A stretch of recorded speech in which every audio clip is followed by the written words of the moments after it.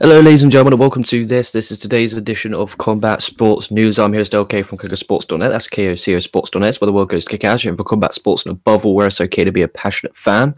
I'm going to give you the Smackdown results for Tuesday. Watched the show yesterday. A little bit of news as well coming from Ring of Honor, as well as a big announcement from OTT. And I'm going to give a Impact Homecoming match card, give my thoughts on that. Ring of Honor announced their Honor Rising tour.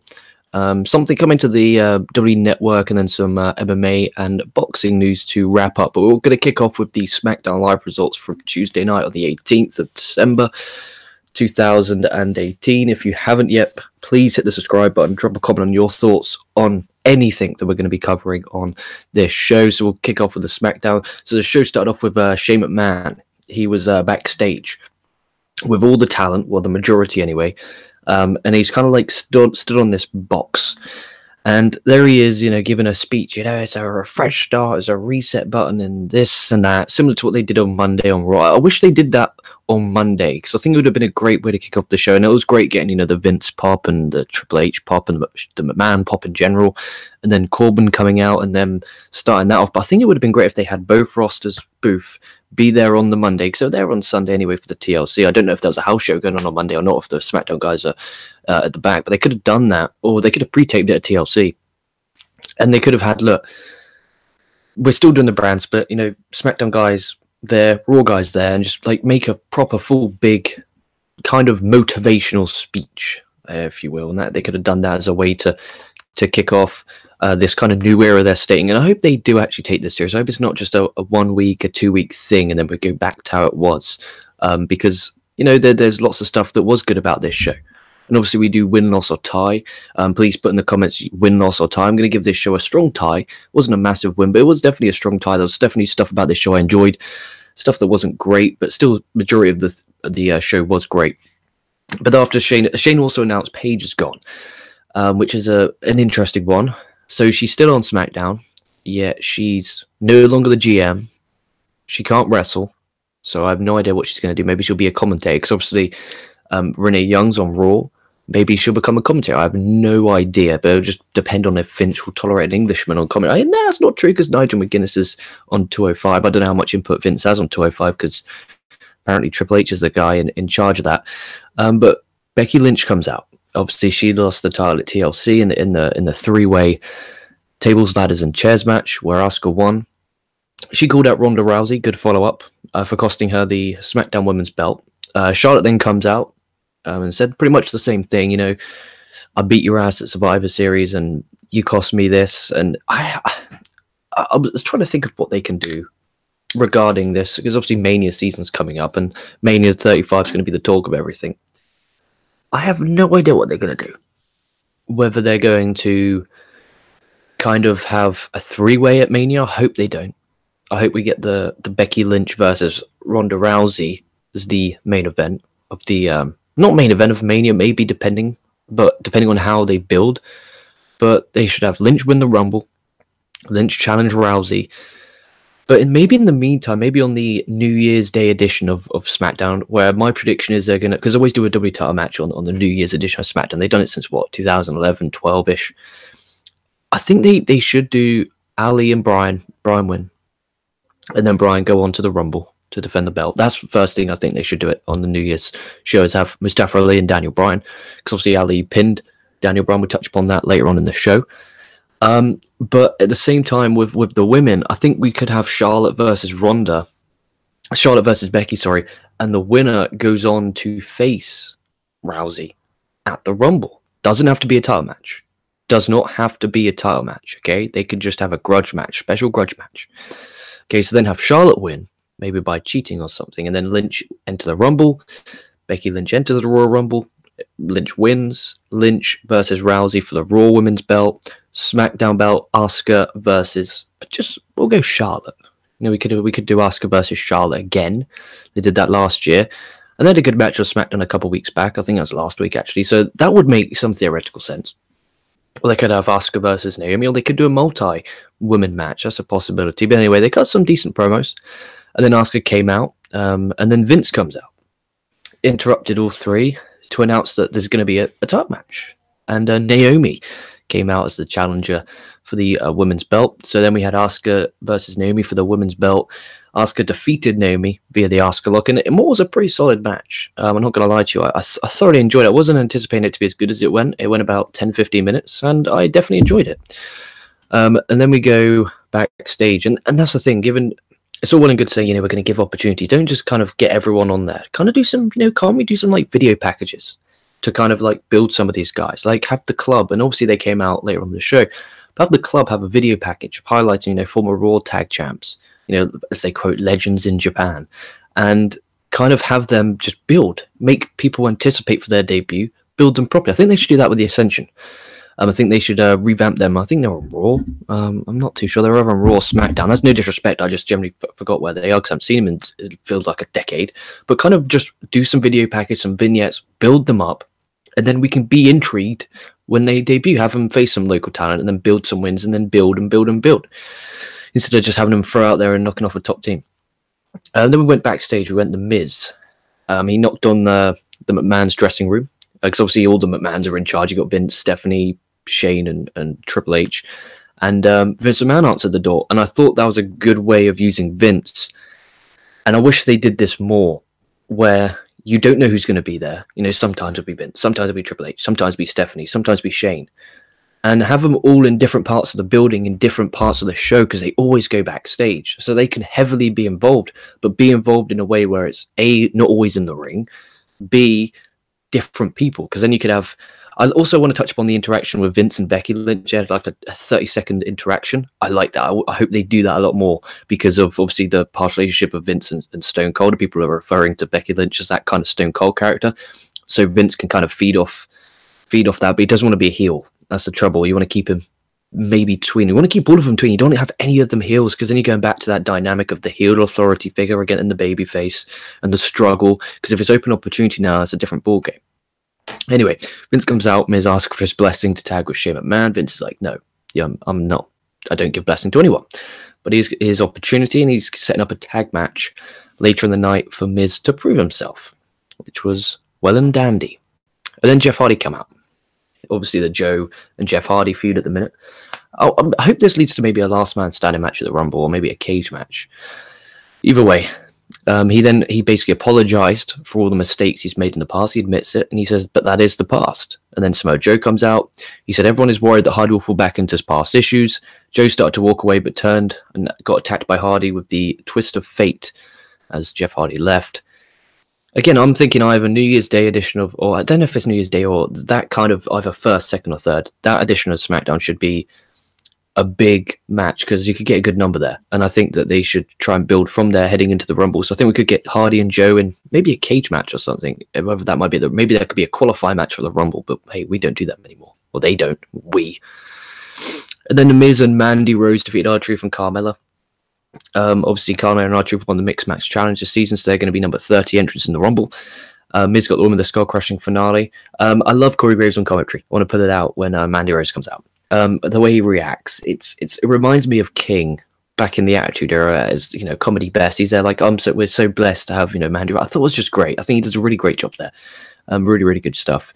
And then they did a graphic of Ali and AJ against Brian, Brian and Andrade Cien Almas in the main event, where they announced Mustafa Ali's now a full-time member of SmackDown Live. Whether that means he won't be part of 205 anymore, who knows? But at least he's moving up, and at least then that kind of gives the motivation for the guys in 205 who may be like, this is not no disrespect intended to 205, but like I'm kind of on 205 and I feel that this is it for me. There is that chance to move up. And then they did the Usos versus Gallows and Anderson. That ended in no contest because the bar came down, and then Sanity came through the crowd and attacked the Usos and Gallows and Anderson, which is funny because on Tuesday I said, where are Sanity? Are they still employed? Sanity then laid everyone out, and then the bar finished the job and showed off their titles. So either we're going to have a five-way... I think we may have a gauntlet at the Rumble. I'm just saying, I reckon we might get Usos, the Club, Sanity, the Bar, and the New Day. I think that could be one. But I'm up for Sanity against the Bar, or Gallows and Anderson against the Bar. Just something different. Because and as great as the singles matches and tag matches have been with the Usos, the Bar, and the New Day, that's all it's literally been since July. It's been absolute mental. And then they announced, then they do Shinsuke Nakamura versus Rusev for the US title. That's made next week. Rusev and Lana cut a promo. And then he also announced Jeff Hardy versus Joe. So hopefully that ends in a no contest and we get some type of gimmick match on the New Year's Day edition of the show. Then in the main event, AJ and Mustafa Ali defeated Daniel Bryan and Andrade Cien Almas. Ali got the win with an inverted 450 splash on Bryan, which everyone's talking about, where Ali landed very hard on Bryan's head. I mean, you could hear Ali saying, sorry, Bryan, when he's fucking hooking the leg for the pinfall. But Ali got the win, celebrated greatly, and that must have been horrible because it's probably the happiest moment of his life, knocking off the WWE champion. He's going to get a title match. My guess is that it'll be on the New Year's Day edition of SmackDown. And it kind of must have been bittersweet because, yeah, he's happy, he's pumped, he just beat the champ, but at the same time, he might have hurt Bryan. And it was quite horrible. And I saw a slow-mo, and I did it on my phone. If you have the Snapchat, you can kind of hold it in and you can kind of swipe like the filters. And I watched it in slow-mo, and you could just see his knee. And at that pace, that momentum, you could see his knee just come crashing down on his head. It was absolutely brutal. But not a bad edition of SmackDown. I definitely enjoyed it. Some good talking points. So yeah, maybe check it out if you've got the time. No Randy Orton, which is upsetting. Then let's talk about the Impact Homecoming card. January the 6th at the Asylum.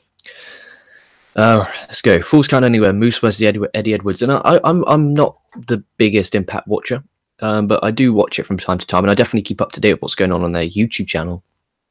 And they did a vignette with Eddie Edwards and Raven, and Eli Drake and Raven for this past week. And there's some great vignettes. They were shot at this kind of mental asylum.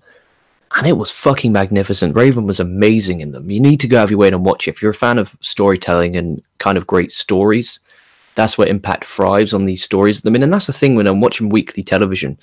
I want stories to hook me. That's why I love Game of Thrones so much, because you're kind of hooked one week to the next. You kind of don't want to tune out. Impact are doing good at that. Because Eli Drake's wrestling a Biz, they're having Raven involved at that, but also Eddie Edwards was there with Raven, and he's facing Moose in a Falls Count Anywhere match. Like, I think it was great. I thought it was brilliant, actually. I think it's some of the best television. Then we have Monsters Brawl, and that's the thing with me. I in my purest form, I'm wrestling. Wrestling. That's what matters. Pro wrestling, blah blah blah.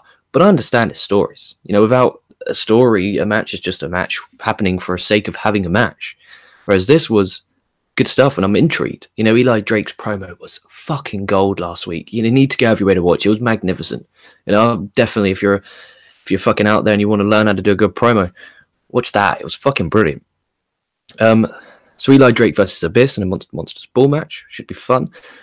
Ultimate X match for the vacant X Division title. Trey Miguel versus Rich Swann versus Ethan Page versus Jake Christ should be a banger.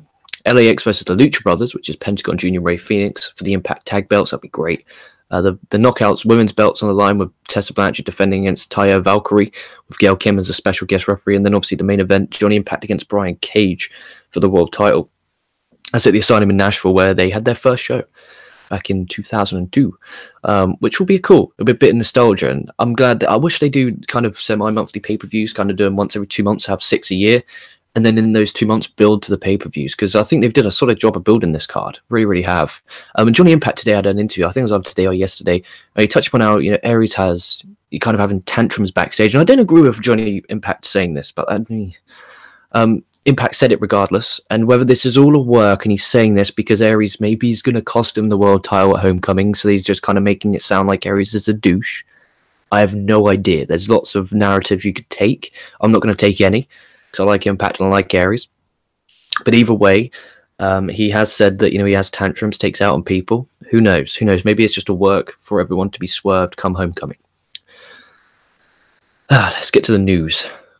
Something else to wrestle with Bruce Pritchard is apparently coming to the network in 2019. They'll be after the Mania season. Bruce Pritchard has a good show there. I definitely enjoy watching that, because I don't listen to many podcasts, so the ones I kind of listen to are the ones that are talking about the past, so it doesn't kind of affect my opinion on anything.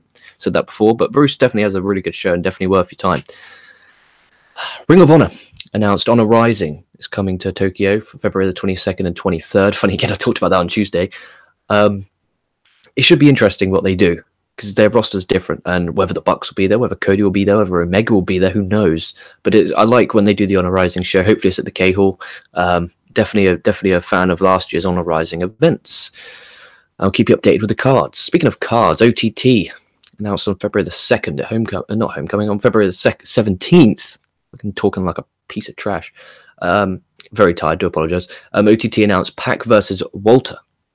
That's going to be a banger. That's going to be an absolute banger. Pac Ospreay, Pac Zack Sabre Jr., Pac Walter. What a fucking UK tour Pac's going to have. Ring of Honor, speaking of UK, announced that they signed Mark Haskins.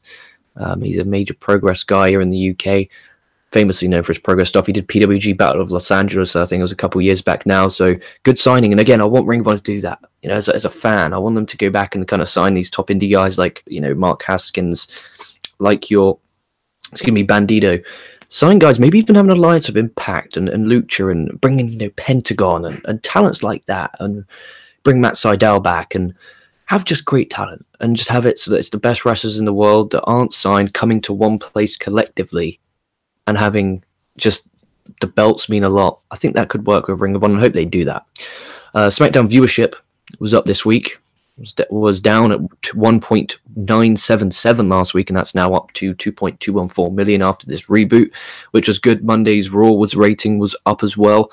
It started at 2.7, went down to 2.5 and 2.3, still losing 400,000 viewers, which isn't great, but it is what it is. At least it's an improvement, and they can only work from now. Obviously, next week's a taped Christmas edition, so I won't be analysing that data too much. But Daniel Cormier is going to MMA news. Before we get to the live chat, he was announced as the Fighter of the Year for ESPN. But he's had a great year. First guy to hold both the heavyweight and light heavyweight titles in the UFC. And the first time in his career, he is currently ranked the #1 pound-for-pound fighter in the world. He's the best current MMA fighter on the planet. Obviously, John Jones and Conor McGregor don't fight as often as he does, so it's going to happen. It was Demetrius Johnson for a long, long time, until he lost, and now he's fighting at one championship, which is a great segue into Demetrius Johnson and Eddie Alvarez. They're finally having an announcement of when they're going to be fighting for one championship, an MMA promotion. And they'll be on March the 31st in Tokyo. Their opponents have not been announced. Once they are announced, I'll definitely keep you updated on that. But that's their first time in Tokyo as well, so definitely going to draw good with Mighty Mouse and Eddie Alvarez. Anthony Joshua, boxing news. He was talking about fighting Deontay Wilder. And he says, my situation is that Wilder is saying that I won't fight him. As I've said, I'm willing to fight Deontay Wilder on April the 13th in London, so I don't know what more I have to do to get that message across. And I quote, he's more interested in fighting Tyson Fury, but Tyson Fury holds no world titles. It's getting publicity. It's people talking about Anthony Joshua. It's smart, because, you know, the Wilder and Fury rematches, give or take, been announced. And now what Joshua's getting his you know, fucking brand talked about. So it's smart, you know, as a business, as a brand himself personally. I think that's brilliant. And we could do Joshua Wilder, we could do Joshua Fury. There's lots of situations they could do, but boxing in the heavyweight division now is kind of becoming a bit mainstream, which is the first time in a while, which is really great news for the boxing industry as a whole. Just let me get my phone, get my live chat. Apologies, it's fucking all the way down there because I'm a moron and I had it on charge. Unbelievable. If you haven't yet, follow me on Twitter at LK Wrestling. Follow KocoSports as well. But a boom. Right, where are we? Let's get the live chat. Not many, because obviously it's what, 8 time, and it's 4 p.m. UK time, so people at work or just finishing. So you only have a couple here. Yuri Blake said the Trippy Tudor, His Excellency LK. That's a good name. The Trippy Tudor. I like that one. Good old Tudor times. And Cage versus Johnny should be awesome. Yeah, it should be. I think they must have had a match down at Lucha Underground at some point. It's probably a given that they did. But either way, it should be a fun, and the card looks definitely solid, so at least there's that going for it. But there we have it, guys. Edition of Combat Sports News. We're back tomorrow, of course, breaking down. I might watch some NXT, give my thoughts on that one, and 205, might do both. But that in mind, guys, thank you so much for watching. Leave a like, drop a comment, and smash that subscribe button. This has been LK. Stay safe, stay well, and I'll be catching your asses down the line.